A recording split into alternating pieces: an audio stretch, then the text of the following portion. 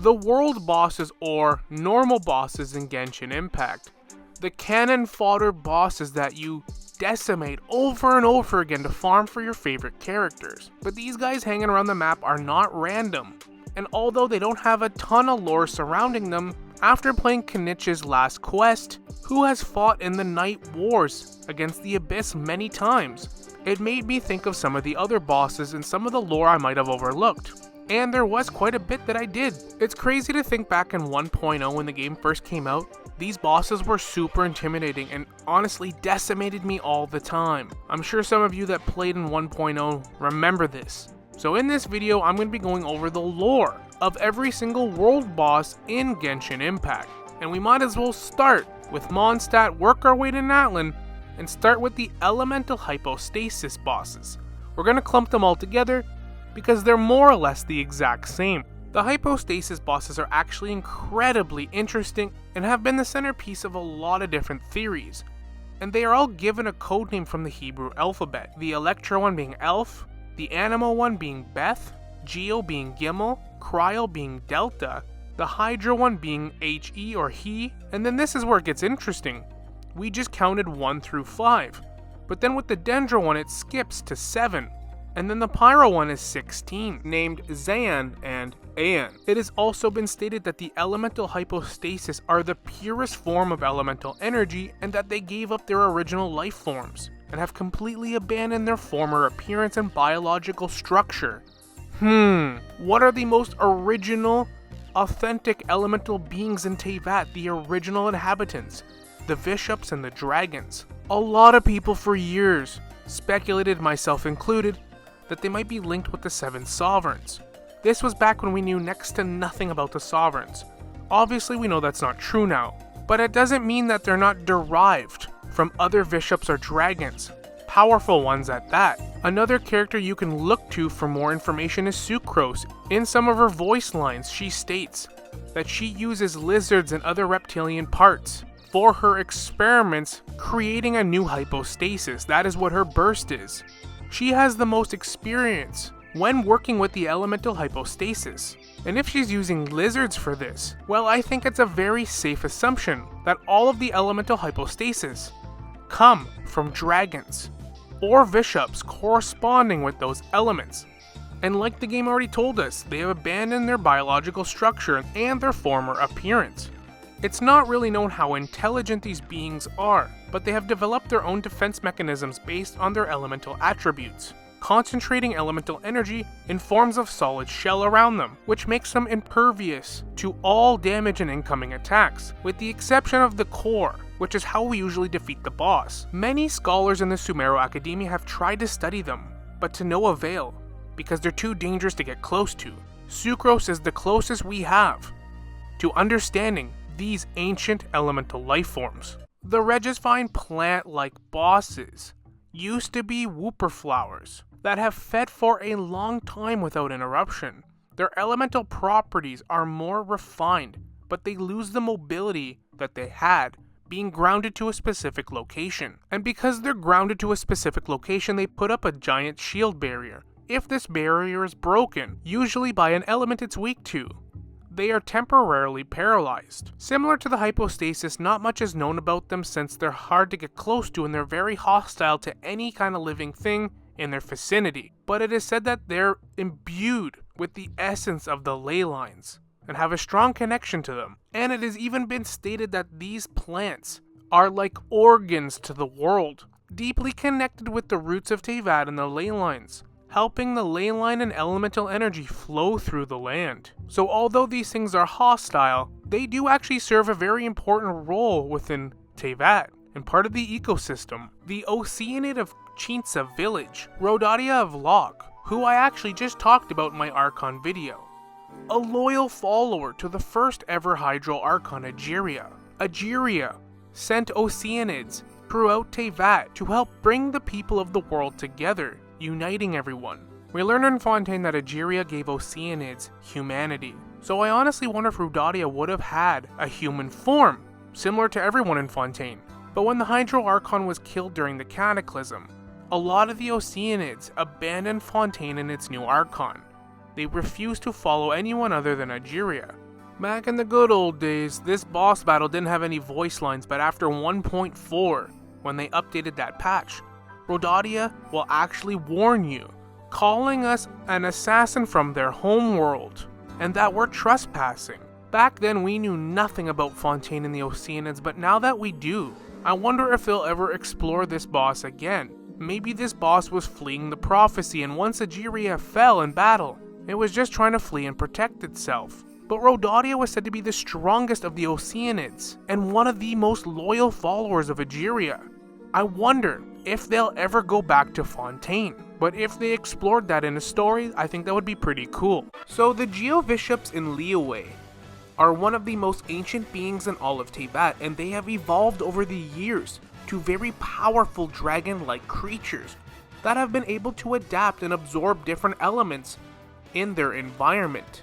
Legend says there was a great draconic calamity within Liyue, and that the Geovishaps buried deep into the earth awaiting their chance to rise again. The Primo Geovishap is one of the apex of the Geovishap, and is second only to Ajdaha himself, and this ancient beast is widely regarded as the overlord of the Geovishaps. And like we can see within its boss battle, this ancient beast can absorb pyro, electro, hydro, and cryo. Also can easily dig and burrow underground. And with the exception of other gods and adepti, very few individuals within Liyue can go toe-to-toe with this ancient beast and live to tell the tale. The Ruined Serpent. This and another boss in this video are the two that I would be the most terrified of if they were a real-life creature. Giant monsters that can burrow underground has always been a weird phobia and fear of mine. It is said that this ancient serpent-like mecha is a mechanical and engineering marvel, a piece of equipment left behind by a nation that has been destroyed. I wonder what nation that could be. Little nation called Conria, and this won't be the first boss on this video.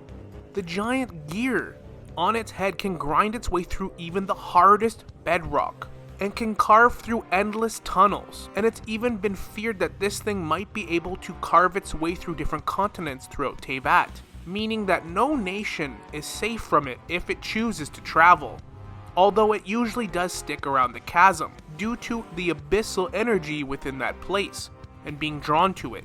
And like all the other ruin guards and ruin mecha that come from Conria, they don't seem to run out of energy or batteries, like giant mechanical serpent monsters that don't run out of power. Come on, what was Conria thinking? The solitary Sune? I'm probably butchering that. The ancient lord of the mountains that can be found in Chenyu Vale. This elegant and mystical beast can only be found in the misty mountains of Chenyu Vale, and according to legend, this mystical beast has been shrouded in adeptal energy since ancient times. Apparently they're also considered a symbol of good fortune. Among other legends in Chenyu Vale, it is said that the mountain lord is considered to be the same standing as the adepti, or on equal playing ground. It's also been stated that the well-known wushu dance in Chenyu Vale came from the movements of these majestical beasts. In the current age of Genshin Impact, only a handful of people have actually ever seen one of them. Most speculate what they even look like. The mechanical marvel and samurai warrior of Inazuma, the Magu Kenshi, an automaton humanoid swordsman. Legends in Inazuma state that it was made from the memory of the first generational samurai and master, using their certain sword techniques for its own secret technique. Over the years though, this automaton lost control and malfunctioned, and then was ultimately discarded because it posed a threat and was hostile. And as time passed, different folklores and legends state that ghosts and ancient spirits control this rogue automaton puppet. People speculate that it doesn't have the ability to speak, but nobody knows for sure. It has also been stated that the creepy ancient demon-like mask that it has on its back as a shield to guard it was inspired from the famous Onis of that era, long since gone. The perpetual mechanical array, that when it's in its normal form does sort of look and symbolize a hypostasis, has a similar appearance in its idle position. And what's interesting about this machine is it's said to be an alien machine made for war, left behind by a nation that had already been destroyed, again Conria, but we know that Conria was able to summon help from the outside world, through the abyss and other worlds. So where they got this machine, who can say exactly? So what alien race Conria summoned or brought over this war machine, we have no idea. But this machine is composed of other different machines, amalgamated into one, and it can obviously adapt to every type of combat and environment, transforming and taking the form of different things that it needs, taking different offense and defensive positions, and can employ an insane variety of attacks.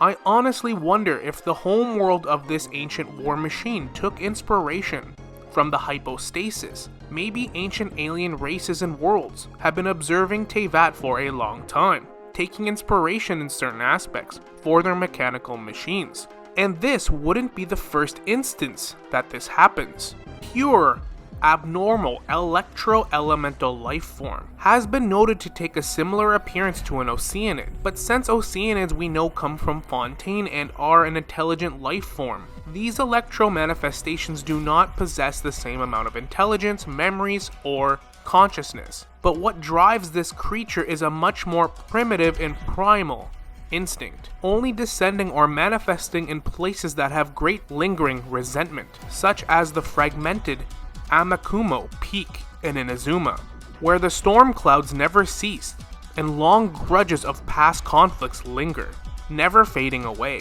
During the Archon War, the Raiden Shogun slayed many gods in Inazuma, the ancient Thunderbird that resided on Sarami Island being one of them. This manifestation being a result of that conflict and the lingering resentment. An ancient abyssal being said to be from a dark world throughout the stars in the abyss, the ruler of the Black Wolves, and has the power to call upon its followers. This ancient beast's attacks can dissolve space itself and forge a rift through which it may enter. Of course, there's only one renowned individual in Teyvat that could have created this ancient abyssal monster. Of course, one of the Hegs in Circle and the Five Sinners, Rhine-daughter, the Alchemist Gold. Another one of Albedo's siblings. But apparently, Rhine-daughter created this unintentionally. Okay. And it is said that this ancient beast has an obsession with invading worlds that do not belong to it. But after their loss in the Cataclysm, the Rift Wolves decided to dwell on an abandoned island in Inazuma that has no humans to protect it. And this island was selected so they could prepare for their lord's descent and return. These very ancient Geovishap's, the Coral Defenders, some of the most ancient beasts in all of Teyvat's history. These ancient beasts have been specifically bred and selected by the people of Enkanomiya, which gave them their exceptional strength as apex predators and hunters, and the strongest members of the herd can use different elements which they wield against their prey, and since ancient times sealed off in the center of Enkanomiya and its capital, still harboring resentment and revenge towards the humans and usurpers of Teyvat. This ancient beast of Sumeru is the lord of the fungi and is said to be the heart of the woods. The fungi creatures being able to grow where it's damp and fertile and can adapt to any type of adversity. Their spores can spread anywhere. Over many long years, this large fungal beast morphed into a unique form, and its intelligence has already reached and perhaps even surpassed real animals and other life forms throughout Teyvat. Will actively hunt and prey to obtain substance. It's also been studied by the Sumeru Academia, and they deem that given more time to evolve, this very proud fungi, bird, and dragon-looking beast might even evolve into something yet more significant or magnificent. It really does seem that all of the ruined bosses and ruined machines took inspiration from Teyvat. The ruined serpent, the perpetual mechanical array, and now the Eon Blight Drake. And obviously, as the name suggests, it's a draconic-like ruined machine and mechanical marvel, created not only for combat but to inspire fear.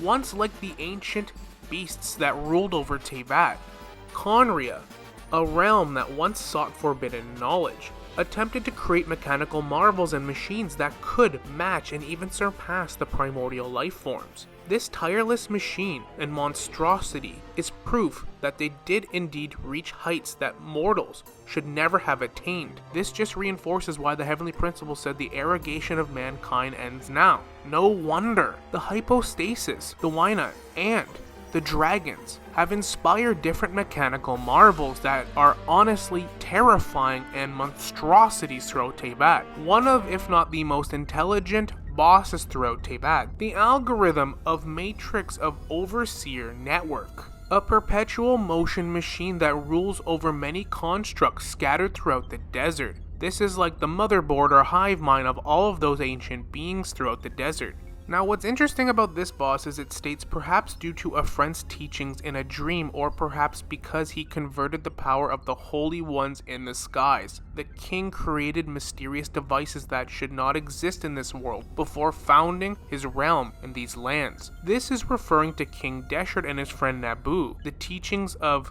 forbidden knowledge in the old world under the primordial one, which is exactly why King Deshret's civilization was destroyed and everyone got corrupt and mad. It would seem that although he perished along with his civilization, he obviously did obtain some forbidden knowledge that was useful, and created these intelligent life form machines that shouldn't even exist in Teyvat. And although most of the desert and his civilization is an utter ruin now, these machines are obviously still scattered throughout the desert. And here we have the most terrifying of all the world bosses in my opinion. Ugh. This is even worse than the ruined serpent, the wenut. This thing is right out of the horror movie Tremors. Like a real life worm, it can't see and is blind. It has no eyes.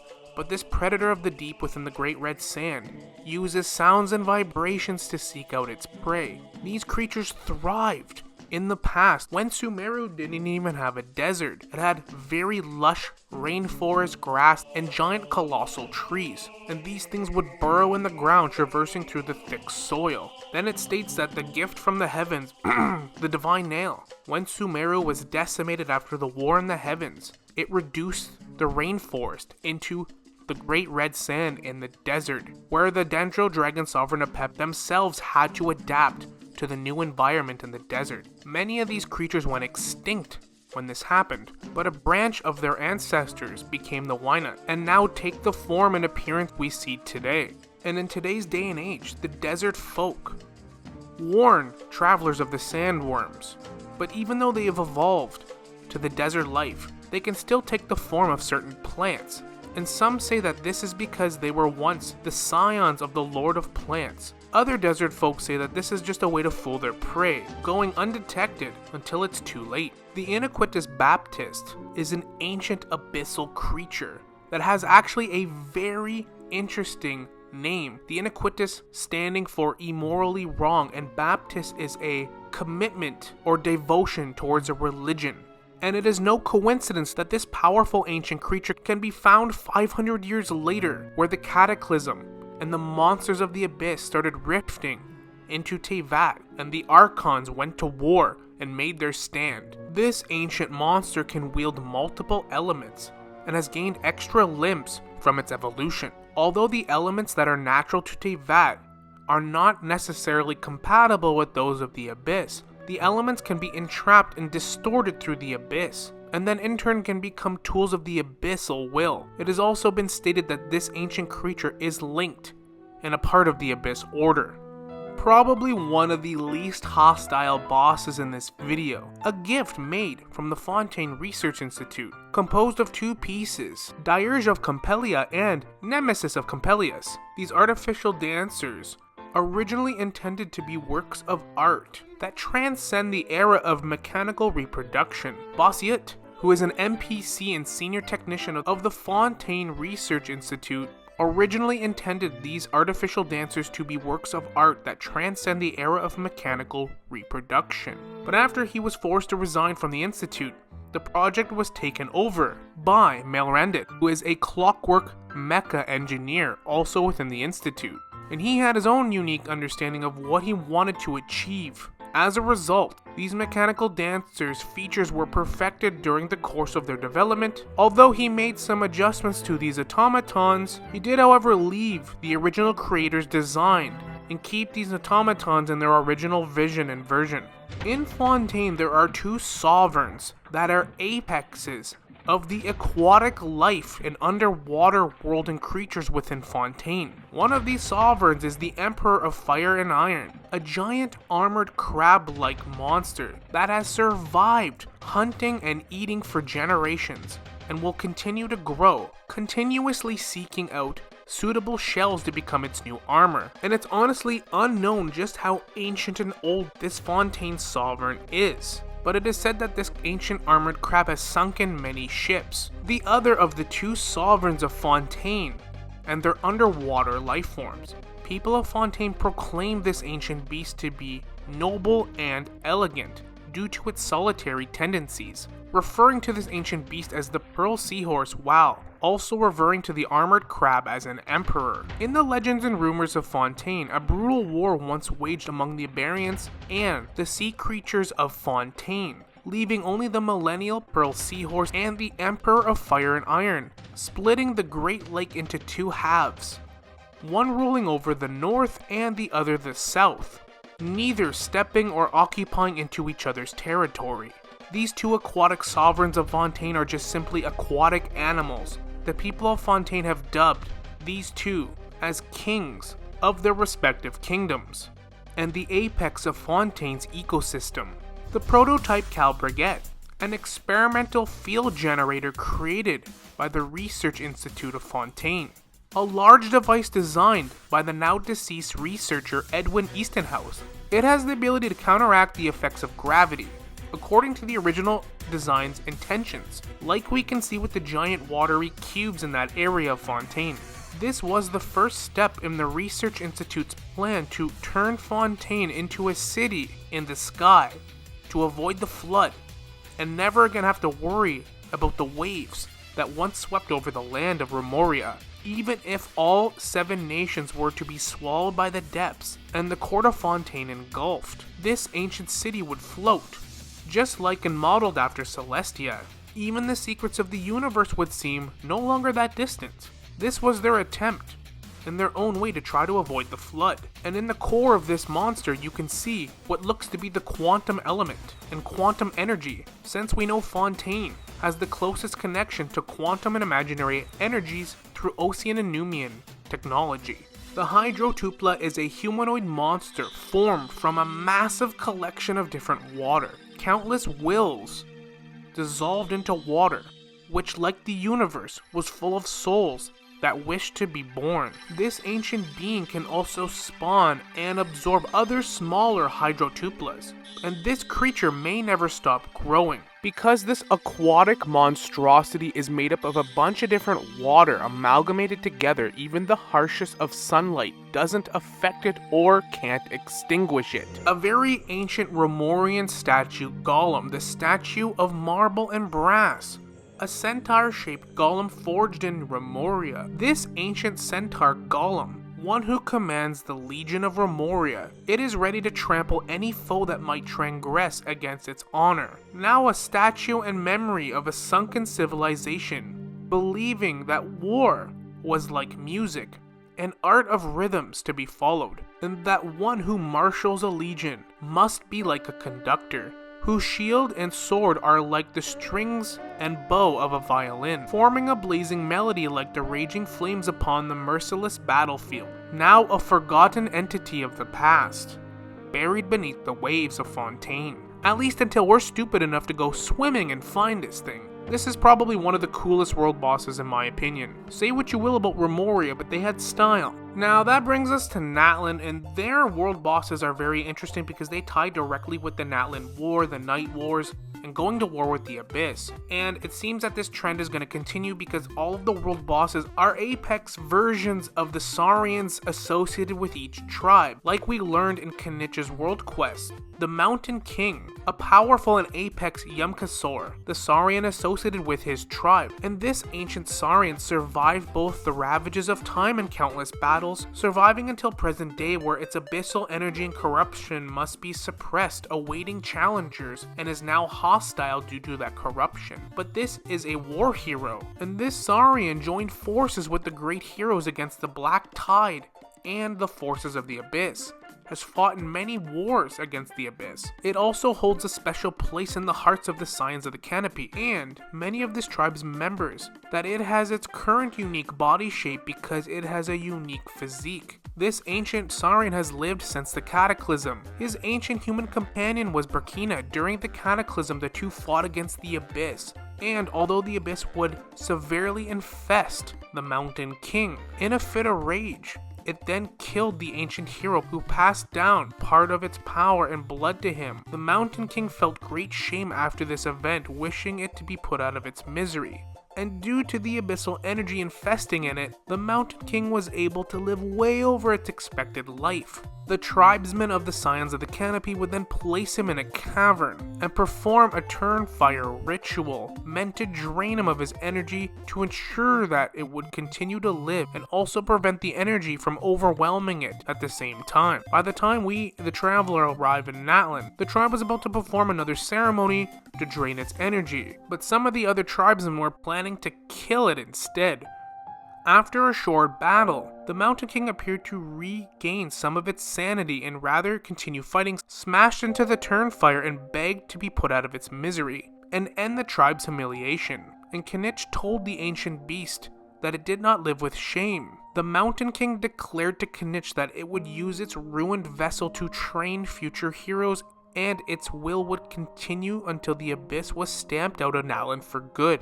The next boss in Natlan is from another Saurian species that aided the ancient heroes and champions of the Flower Feather clan, the same clan Chaska's from. We already got a look in the live stream at the Kukasaurus, and that we're getting very soon in 5.2. Personally, I think it's going to be very cool to fly around as these Saurians, but this ancient legendary war hero, much like the Mountain King, is the champion of the Kukasaurus. When this ancient Saurian was in its younger days in prime, it also followed the heroes to save Natlan, making the pilgrimage along with the ancient heroes, even aiding the ancient heroes against the Black Turbid Tide, which was a significant event in Natlan that all ancient heroes banded together to fight back. But judging by the name, the Golden Tyrant of Broken Oath, much like the Mountain King, and like we know with every creature in Teyvat, they're susceptible to the Abyss and corruption. The dragons of Teyvat come from the Light Realm, so much like the name Broken Oath suggests, it probably succumbed to that abyssal corruption and is now a tyrant. But much like the Mountain King, they probably don't want to kill this ancient war hero and put it out of its misery. The name Golden Flame also probably comes from the fact that during its boss battle, it can transform and shrink its size, taking a golden-like form. I am very interested to learn more about this boss in 5.2 with the new Flower Feather clan quests. The Secret Source Automation Configuration Device. This very ancient machine was manufactured so long ago that nobody alive today is 100% sure how old this machine actually is. But it is very dangerous and can transform into many different shapes, very well suited for all types of combat. It was used by the civilization in the ancient ruins to perform various manufacturing tasks, even being stated that you could build entire cities with this machine, catapulting your civilization at a much faster rate, which I guess goes with all Conria and similar tech. This is exactly what Celestia and the Heavenly Principles did not want in Teyvat, ever. It can even perform in extreme environments like the depths of a volcano, but unfortunately in the wrong hands, it can be used as a deadly weapon, even though the civilization that created it is long gone. And this machine very old, it still performs excellently in combat, and apparently it still performs based on its last preset instructions. So the last person to ever tinker with this machine had it set for combat, and it's still in that setting to this day. No one alive today probably even knows how to change the setting and put it in a build mode, so it's just going to keep attacking and go combat mode on everyone. I'm assuming the civilization before they fizzled out or died out, perhaps they were in a war or a battle of some kind. Even back then, probably still with the Abyss. Then finally, the new boss coming out in 5.2, which is said to be a pitch black monster that descended from an alien world. Oh no, not again. It plunges its roots of corruption deep into the home of souls and memory. Nobody knows why it does this or what it gains from this, nor how it will reveal its chaotic nature and twist itself into this world. But we know that it can shapeshift into other bosses, and we fought a miniature version of this boss during the war in 5.1, also being able to shapeshift into different entities or enemies. It's clear though that this thing came through the abyss and has that abyssal corruption and power. It also has an angel or biblically accurate angel aesthetic and Easter eggs. Again, Natlan is the only nation we ever got true angel references in many ways. There's still lots of hope for Columbina. Besides that, we obviously really don't know too much about this monster yet, but it's said it likes to plant its roots of corruption. So this alien creature is obviously a symbiote in some way. A symbiote is kind of like what Venom is. It's a black goo that takes on the shape of form of things. And like we've seen in the livestream, this thing can take the shape of many different bosses. That's clearly what it does. Takes inspiration from Teyvat. But we've seen this before. Even the mecha bosses took inspiration from other creatures and bosses within Genshin. So I'm very curious to learn more lore about this ancient boss. But that is going to conclude this video. I will update it in the future. I'll probably reuse the video but add on bosses that we get, probably towards the end of Natlan, and then I'll do the same with Shesnaya once all those bosses release. Because world bosses release at such a frequent rate that within a couple months, there's already going to be new world bosses added. So I will update this video at intervals. But with that said, I hope you enjoyed the video, maybe you learned something new. Thank you so much for watching. If you liked the video, please like and subscribe. It helps the channel grow and I really appreciate it. I also have a second channel dedicated to the soundtrack of Genshin Impact and Honkai Star Rail. The channel is still working into the algorithm of YouTube, it's still pretty new. So for right now, I'm just uploading different soundtracks. I'm going to be doing every soundtrack for every region within both games, all the character themes, different themed playlists, all sorts of things. And then I'm going to do some voiceover videos as well once the channel picks up some momentum. Right now it's just in the earlier stages, so if you're really into the soundtrack and music of these games, maybe it's something you want to check out. And on that note, we will see you all in the next one. Later.